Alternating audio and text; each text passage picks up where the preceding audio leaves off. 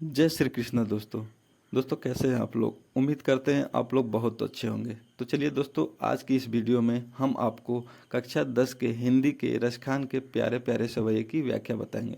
दोस्तों, बहुत सारे मुसलमान कवि हुए, लेकिन रसखान जी जैसा सरस और सहज कवि नहीं हुआ। और माना जाता है कि ये बड़े भावुक प्रवृत्ति के थे, जिसके कारण ये कृष्ण के दीवाने हो गए और उनकी भक्ति में इतना लीन हो गए, उनके प्रेम में इतना आत्मविभोर हो गए कि उन्होंने अपना प्रेम कृष्ण के प्रति, अपनी भक्ति को इस सवैये में दर्शाया है, सवैये के माध्यम से हमारे सामने प्रस्तुत किया है। तो चलिए बिना देर किए हम वीडियो की तरफ बढ़ते हैं। और दोस्तों, अगर हमारी वीडियो आपको अच्छी लगे तो प्लीज़ कमेंट में राधे राधे लिखना ना भूलें। चलिए स्टार्ट करते हैं। दोस्तों, पहला सवैया है कि मानुष हो तो वही रस खानी, बसो ब्रज गोकुल के गावा गवारन। जो पशु हो तो कहाँ बस मैरो चरो नित नंद की धेनु मझरन। पाहन हो तो वही गिरी क्यों जो धरायो कर छत्र पुरंदन की धरन।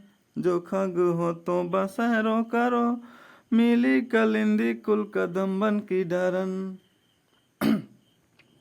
दोस्तों, इसमें रसखान जी ने कहा है कि अगर मेरा जन्म मनुष्य के रूप में होता है, मानुष हो तो वही रसखाना, अर्थात रसखान जी कहते हैं कि मेरा जन्म अगर मनुष्य के रूप में होता है तो मेरा बसेरा हो, मैं बसूं कहाँ, वासु मतलब होता है कि वास करूं, कहाँ वास करूं, ब्रज के गोकुल के गांव के ग्वालों के बीच। ग्वालन का अर्थ होता है ग्वालों के बीच। अगर मेरा जन्म मनुष्य के रूप में होता है तो मैं ब्रज के गोकुल गांव के ग्वालों के बीच मेरा जन्म हो, जहाँ श्री कृष्ण जी खेला करते थे ग्वालों के बीच।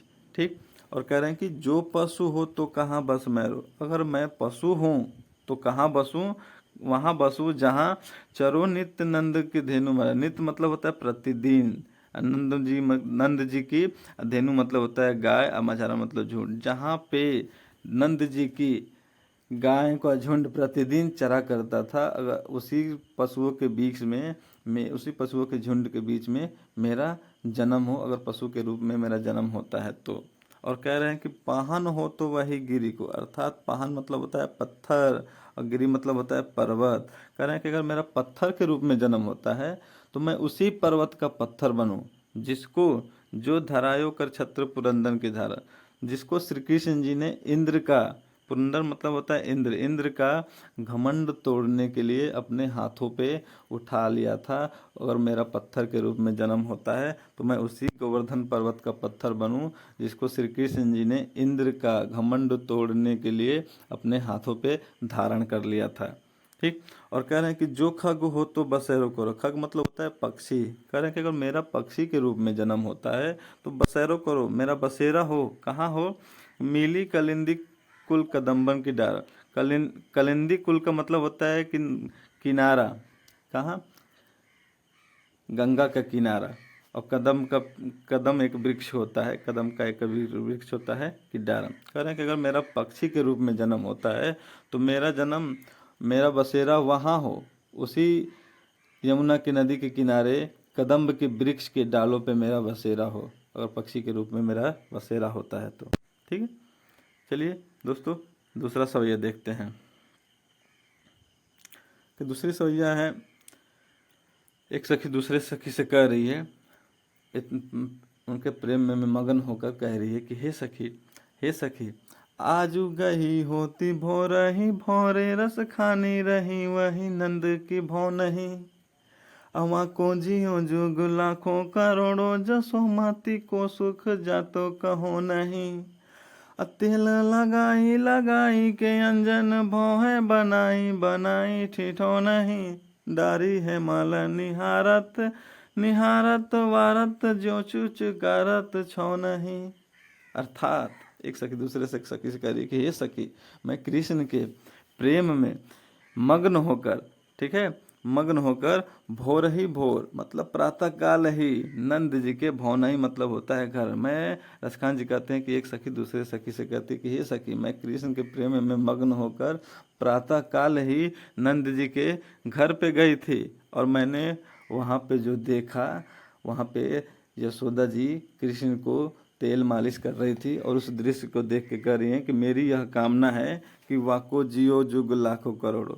मेरी यह कामना है कि वह लाखों करोड़ों साल जिए और जसोमती को सुख जात कहो नहीं। मतलब जसोमती के यानी कि यशोदा जी के सुख के बारे में तो अब कुछ कहा ही नहीं जा सकता। वो क्या करे, अवर्णनीय सुख की प्राप्ति हो रही है उन्हें, ठीक है। और तेल लगाई लगाई के अंजन, और उनको क्या कर रहे हैं, जो यशोदा जी हैं श्री कृष्ण को तेल लगा लगा कर मालिश कर रही हैं और कह रही हैं, और क्या कर रही हैं कि भौहें बनाई बनाई ठिठे, और उनकी भौहें बना बना कर बना रही हैं, उनको तेल मालिश लगा करके उनकी भौहें बना रही हैं, उनको संवार रही हैं, ठीक है। और कह रहे हैं कि डालनी हेमालनी, हेमालनी मतलब होता है एक स्वर्ण का, सोने का हार, ठीक है, सोने का आभूषण होता है हेमालनी मतलब हार। वो करें कि डालल डारी हेमालनी हारत निहारत वारत ज्यों चुचकारत छौने। छौने मतलब होता है पुत्र, छौने मतलब होता है पुत्र, ठीक है। तो वो अपने पुत्र के गले में एक आभूषण मतलब एक हार, सोने का हार डालकर उसको क्या कर रही हैं, उसको बार बार प्यार कर रही हैं, उसको दुलार रही हैं, उसको निहार रही हैं, उसको निहार रही हैं उस पर, और उसको चुचकार रही हैं, पुचकार रही हैं, प्यार से उसको पुचकार रही हैं देख देख के, ठीक है। चलिए दोस्तों, और आगे बढ़ते हैं और कह रहे हैं कि तीसरे दोहे में एक कहा जा रहा है कि रसखान जी कह रहे हैं कि धुरी भरी अति शोभत श्यामा जू तैसी बनी सिर सुंदर चोटी, खेलत खात फिरे अंगना पग पैजनी बाजत पीरी कछोटी, वाछा भी को रस खाने बिलोकत वारत कम कला निधि कोटी, अकाग के भाग बड़े सजनी हरि हाथ सले गयो माखन रोटी। एक सखी दूसरे से सखी से कह रही है कि हे सखी, धुरी भरी अति शोभित श्यामजू, श्यामजू मतलब अर्थात श्री कृष्ण, श्याम रंग वाले श्री कृष्ण धूल से भरे और भी सुशोभित हो रहे हैं, धूल से लिपटे हुए और भी सुशोभित हो रहे हैं, और तैसी बनी सिर सुंदर चोटी, और उनके सिर के ऊपर जो सुंदर चोटी और भी सुंदर लग रही है, ठीक है। और वो क्या कर रहे हैं कि खेलत खात फिरे अंगना, और अपने आंगन में खेलते हुए खाते हुए अपने आंगन में विचरण कर रहे हैं, और उनके पैरों में जो है, पग मतलब होता है पैर, पैरों में जो पैजनी मतलब होता है पाजेब जो बज रही है, उनके पैरों में जब वो चल रहे हैं, आंगन में चल रहे हैं, खेलते हुए खाते हुए आंगन में जब चल रहे हैं, तो उनके पैरों में जो पैजनी है, पाजेब है जो बज रहा है, तो वो क्या कर रहा है, पीरी कछोटी, वो बड़े मन को मोह ले रहा है, कलेजे को एकदम कचोट जा रहा है, इतना सुंदर दृश्य है कि। और उस सुंदर दृश्य पे रसखान जी क्या कहते हैं कि वह छवि को रसखानी बिलोकत, अर्थात तो उस छवि को, उस दृश्य को रसखान जी देखते हुए कह रहे हैं कि वारत काम कला निधि कोटि, वारत मत काम मतलब होता है कामदेव, ठीक है। कह रहे हैं कि उस छवि को देखने के लिए कामदेव की करोड़ों करोड़ों कलाएं वार जाती हैं उस पे, ठीक है। और कह रहे हैं कि काग के भाग बड़े सजनी हरि हाथ सले गयो माखन रोटी। एक सखी कह रही कि हे सखी, उस काग मतलब होता है कौवे, उस कौवे के भी क्या भाग्य हैं जो स्वयं श्री कृष्ण जो भगवान के हाथ से माखन रोटी लेके चला गया, उसके भी भाग्य का क्या कहना है। उसके भाग्य बहुत बड़े हैं, उसका भाग्य बहुत बड़ा है जो प्रभु श्री कृष्ण के हाथों से माखन रोटी लेके चला गया, ठीक। चलिए।